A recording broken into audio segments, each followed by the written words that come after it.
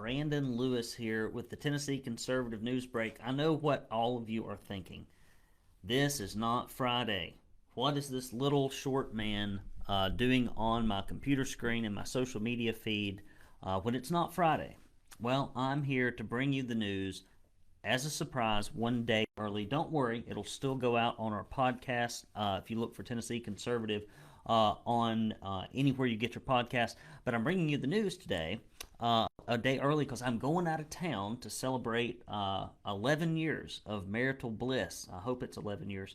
I think it's 11 years of marital bliss with my wife. So we're going to the hills of Carolina, North Carolina, to do that. And so I got lots of good things coming up this weekend. Going to get out for a long weekend and go from there.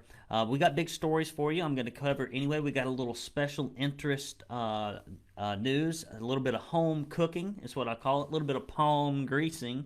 We got some information about school choice. We're going to cover a gamut of issues, and while I am gone and away, Jason is going to fill you in on some very interesting legislation and a interview I just did with Senator Bo Watson about social media censorship. So we got lots coming down your way, and we're going to start off with this first story. Headline: Special interest groups spend $60 million a year to curry favor with Tennessee legislators. Former Republican lawmaker Martin Daniel from Knox County said, if the interest groups are willing to spend that kind of money to make their voice heard and to sway the opinion of legislators, there are some very important things that might affect persons here in the state going on right in the legislature. According to Daniel, lobbyists are advocating for their client and not necessarily the best interest of the state and for Tennessee. Debbie Gould of the Nonpartisan League of Women Voters said, obviously, that much of an investment, meaning the $60 million, means somebody thinks they're getting value out of it. Her meaning is clear. These groups are not spending money for no reason. And think about it. Let's just take a break. $60 million a year. If you weren't getting legislation passed that was in your special interest group's interest, would you continue to dump that kind of money up in Nashville? And, you know, you take $60 million and you divide it by the number of legislators up there. Let's just do a little math. I can't remember exactly what the number is. I think, let's just call it 200 for simple math. I don't think it's 200. Let's just call it 200.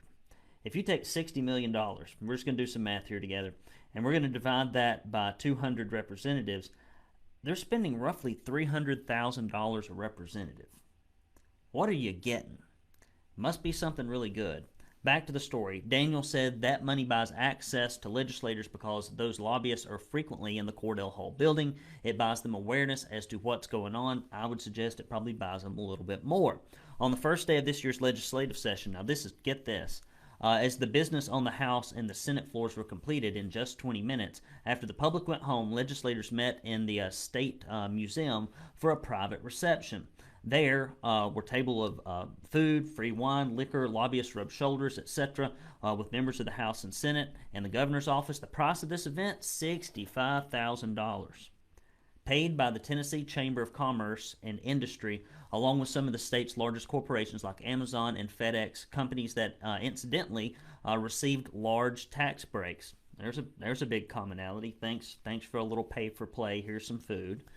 Another reception the next night atop the downtown Sheraton. This time the tab was picked up by short-term lenders who take tens of millions of dollars every day while charging exorbitant interest rates to the most impoverished Tennesseans.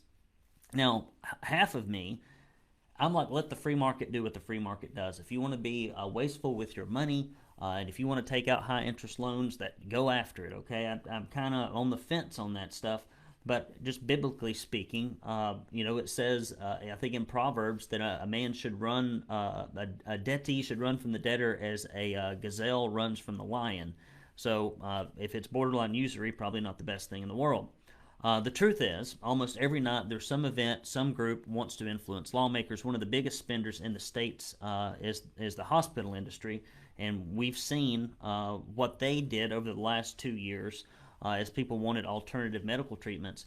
They've spent an estimated $10 million over the last 5 years. So what? I mean, what? Why would you spend that much money trying to influence legislators unless they're doing something for you that is against someone else's benefit? Maybe it's home birth centers, and you want those things shut out and eliminated. Maybe it's something else so you can have unfair competition. I don't know what it is, but this looks like a lot of impropriety. That includes the Tennessee Hospital Association as well as individual hospital chains. Lobbyists are not the only ones trying to influence Tennessee's leaders. Millions of dollars are donated to legislators' political campaigns by special interests, and I call this what I call it PAC welfare. And Republicans have gotten so lazy about raising money back in their home districts from people that actually vote for them and businesses inside their district. They get hooked on this PAC welfare, and they get hooked on these the members of these PACs that sit on this board of different political action campaigns, and it gets to where 50, 60, 70% of their money comes from somebody that has nothing to do with the district. And so when the district's interests are in conflict with the special interest, then often, guess what? Guess who gets to get that? Typically, the district gets thrown out the door, and the special interests are the ones that get the vote or the law passed. As you watch this, if you will, leave in the comments section where you're watching from and what you think about these. Think about these topics. I'd like to hear your input. Next bill, Tennessee bill that would disqualify congressional candidates Ortagus and Starbuck raises constitutional questions. This is what I call some good old home cooking. And this is, if you don't want to run against somebody and it looks like they might be difficult to defeat, why not have them pass some legislation so you don't even have to run against them? And this is some good old Tennessee home cooking. So a bill that would put an additional residency requirement on candidates seeking congressional seats in Tennessee advanced Tuesday from a Senate committee, but its constitutionality was questioned. Senator Frank Niceley's bill would require candidates to vote in 3 of the previous statewide elections before running for a party's nomination in a U.S. Senate or U.S. House race. The senator plans to amend the bill to change the rule to 3 years. The bill was recommended for passage 5-1 by the Senate committee, with Todd Gardenhire casting the only dissenting Republican vote. I can't believe it. I might kind of sort of be with Todd on this one. I never thought I'd say that. Should the bill progress and eventually pass into law, it would disqualify District 5 congressional candidates Robbie Starbuck and Morgan Ortagus. However, the committee's attorney warned that there have been cases like this before, and they have all been ruled unconstitutional.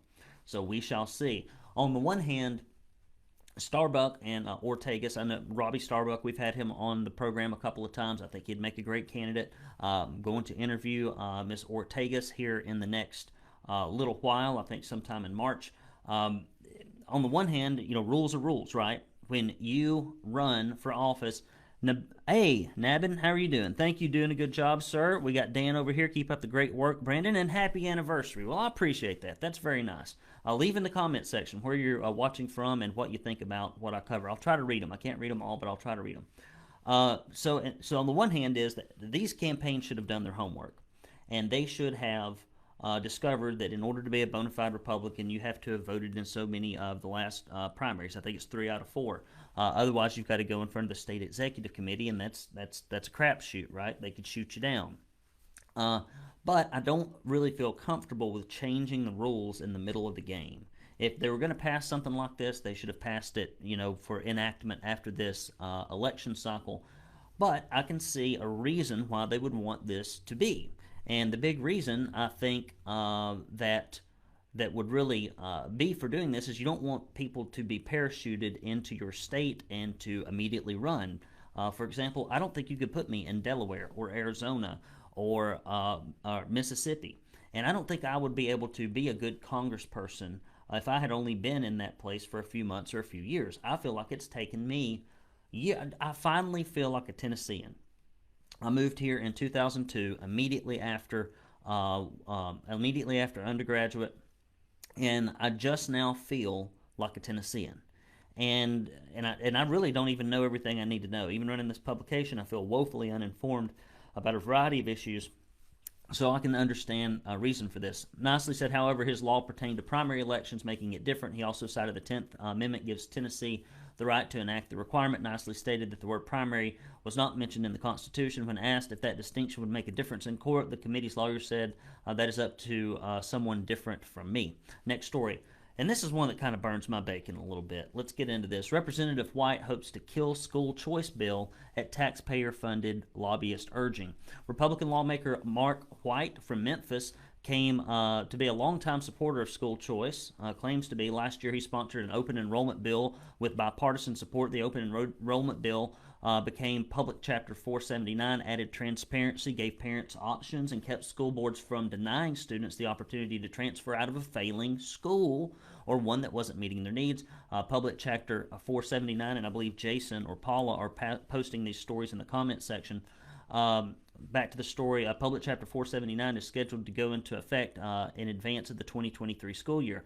However, in this General Assembly, we decided we were going to flip-flop, a good old John Kerry flip-flop. White, who's the chair of the House Education Committee, is sponsoring a bill that would repeal all the changes by last year's open enrollment bill and allow school districts to return to how they operated in the past, where each district was permitted to create their own policy. According to our sources, districts would use school board decisions to cherry pick the best students and trap kids in underperforming, failing, and overcrowded schools. Now listen, the only form, well, let me back up here. This is just my opinion. If you are running a failing school, and Mr. White represents Shelby County, and Shelby County has some of the worst schools in all of Tennessee. They've got some of the worst crime, the most corruption.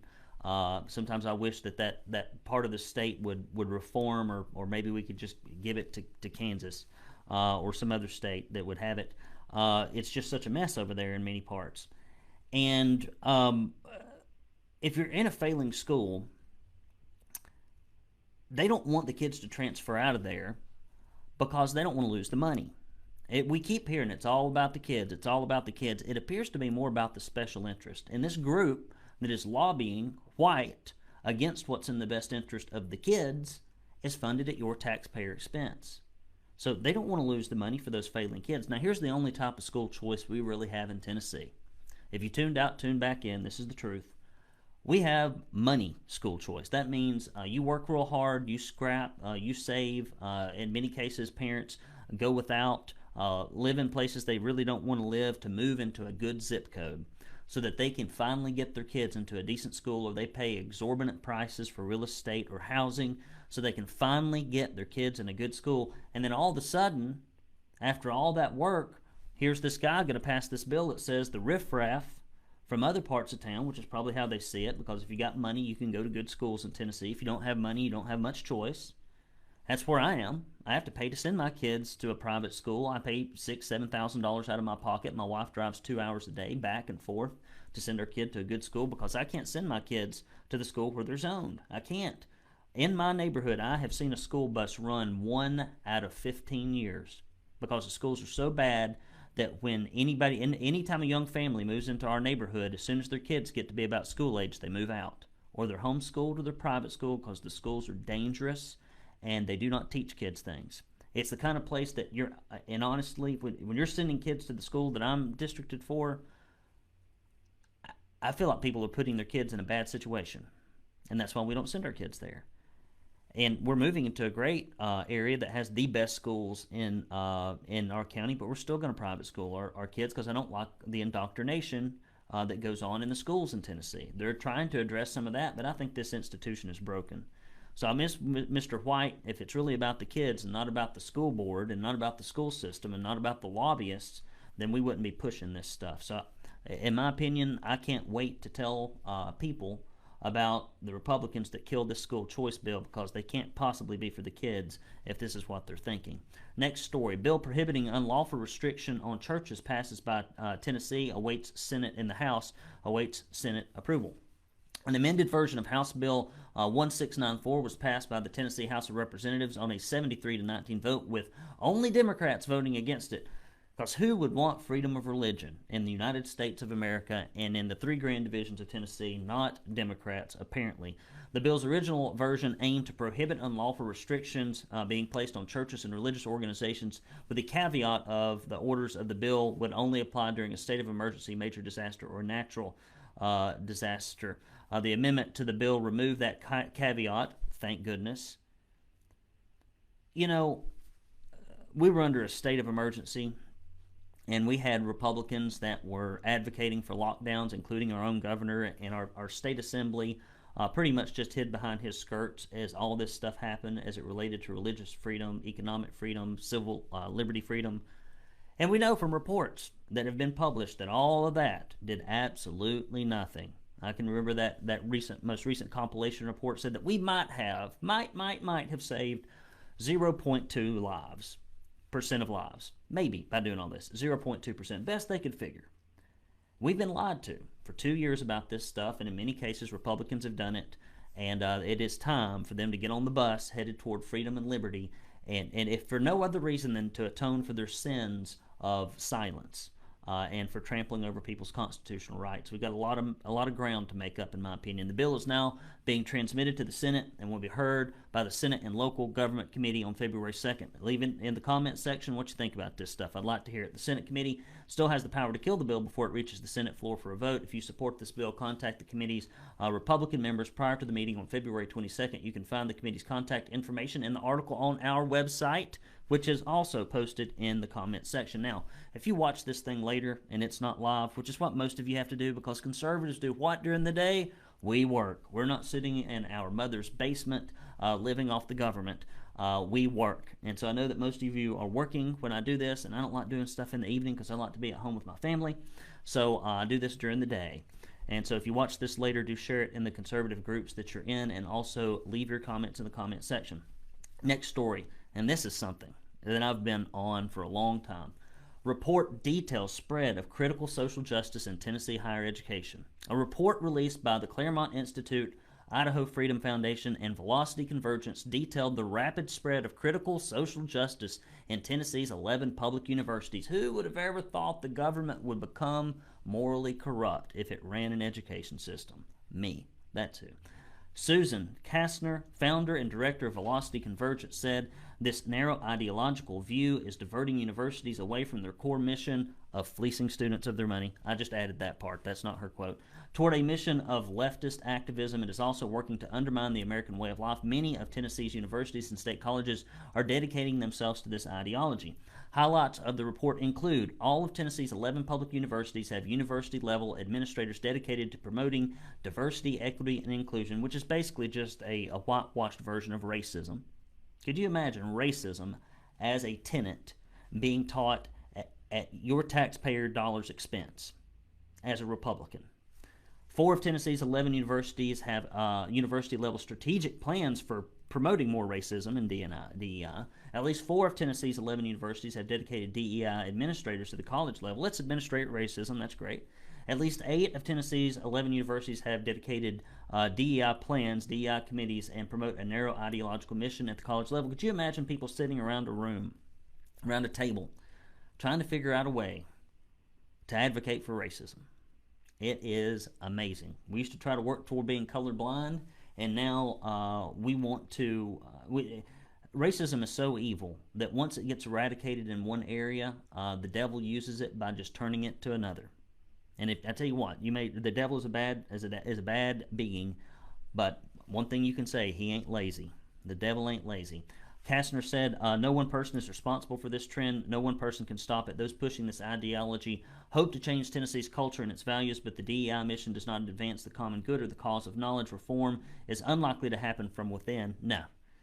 If any of these schools were ever going to reform themselves, if any of these public schools, K through 12, education, post-secondary, if they were ever going to reform themselves, they would have done it, but they don't. You can read the full report. We've got the article, and it's a neat report. It links to it. There's a PDF. You should check it out. It will be eye-opening. And here's the last thing I will say about this.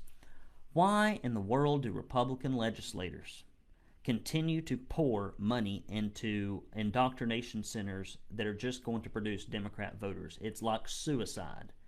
It's like suicide. And I watched here recently, they had UT days, and all of our Republican leadership was oh so happy. The University of Tennessee at Knoxville, we're giving them all this money, and then we read that all this stuff is in there. And kids are graduating in many cases from these universities with large degrees, large amounts of student debt, and they're damn near unemployable. So I don't know. I'm not as all for college education as I used to be. Next story. House Rep. Griffey files legislation seeking to ramp up election crime prosecution in Tennessee. This legislative session, Representative Bruce Griffey has filed several new election integrity measures. The most recent is House Bill 2305, which seeks to ramp up the prosecution of election fraud in Tennessee. Specifically, it requires the comptroller, director of the Tennessee Bureau of Investigation, and each district attorney in the state designate personnel in the respective departments as election crime specialists and require the Tennessee Coordinator of Elections to provide annual training to these designated specialists for the purpose of prosecuting election fraud. Griffey's legislation is similar to that proposed in Florida by Governor Ron DeSantis. Lord, if only we had a governor with the courage of DeSantis or Abbott, who would not lead from behind, but instead who was driven by conservative convictions, would work on some of this story. You can see the story in the comment section just posted now. It's called for the formation of an Office of Election Crime and Security to investigate election crime in Florida. Griffey explained election reform is not just important to my constituents, but it is a national priority. Fair and honest elections are fundamental to the success of our republic. We must ensure that no one person's vote is stolen or diluted by fraud. We need fair and secure election processes that restore and inspire us to the utmost confidence by voters, and this legislation to ramp up the prosecution of election fraud is another step in the right direction to get us there. Griffey also has pending legislation this session calling for paper ballot trail, which I agree with, in Tennessee for auditing the purposes and permitting poll watchers to take video of proceedings and polling locations throughout Tennessee. Next story. Tennessee Legislature prohibits instant runoff voting amid lawsuit by Memphis political activists.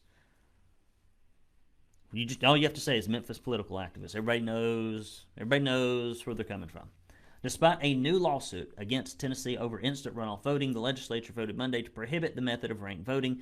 The decision came a week after a group of Memphis political activists sued Tennessee's election coordinator because of his effort to stop instant runoff voting, which Shelby County voters approved 14 years ago. Senator Brian Kelsey sponsored the legislation, calling instant runoff voting a very confusing and complex process that leads to lack of confidence in the voting process. The Senate voted 26-4 in favor of the legislation, which was later approved by the House in an overwhelming vote. Other Republicans argued that Tennessee should wait and see how it works in other states before taking the risk of tarnishing Tennessee's voting process. I don't know if you tarnish a voting process. No, who cares? A lot of times people are like, oh, we're going to embarrass Tennessee and the nation. I don't give a crap about the nation. We live in Tennessee. We do what we want to in Tennessee if it represents conservative values, because this is our state. Every state is supposed to be different. The federal government is supposed to be very weak and very marginal, and the states are supposed to hold the bulk of the power, and we've gotten away from that, and it is time that Tennessee's leaders begin asserting that. Back to the story. An hour later, the House bill passed Senate Bill 1820 on a 74-19 vote after the sponsor, Republican Representative Kevin Vaughn, also argued it is confusing. We have heard from constituents that is to keep things simple, keep it transparent, said Vaughn. It is unclear whether the legislature's decision Monday would have any effect on the lawsuit. Now, what I did forget to do, which doesn't matter because only the people who probably listened to the very end would have helped us anyway, and that is to go to TennesseeConservativeNews.com and hit that red support button. When you do that, we will send you a proud Tennessee Conservative bumper sticker. Also, we will send you a Don't California My Tennessee bumper sticker, a directory of your state officials in the House and the Senate, that puppy right there. And if you should give $50 or more, which would help me. I'm going on an anniversary trip, people. You could give me money to help me take my wife out to a nice dinner. I'm just kidding. We still lose money at this publication, so even if you put it in, it won't come out to a dinner for me, but it will help me reduce the bills for running this puppy and hopefully get to the point where we can pay our people more. You will get this proud Tennessee Conservative tumbler. Okay, I'm going to take this puppy up into the hills of North Carolina. I'm going to fill it full of red wine, and I'm going to go walk around in the woods and drink this, and I promise you love will be in the air on this anniversary trip. And nothing makes you fall in love with your significant other faster than drinking liquids out of the Tennessee Conservative tumbler. It will help you renew your marriage vows, and it will make both of you, if you drink out of it simultaneously, more attracted to one another than you've ever been before. You would have think that this is. No, I'm not going to make that joke. I'm going to leave it right there. I'm going to leave it. This is a family show, people. Brandon Lewis here with the Tennessee Conservative News. Love you, mean it. Thank you. Do pay attention to our news alerts. Pay attention to that special interview that we just did with Senator Bo Watson that's going to be coming out.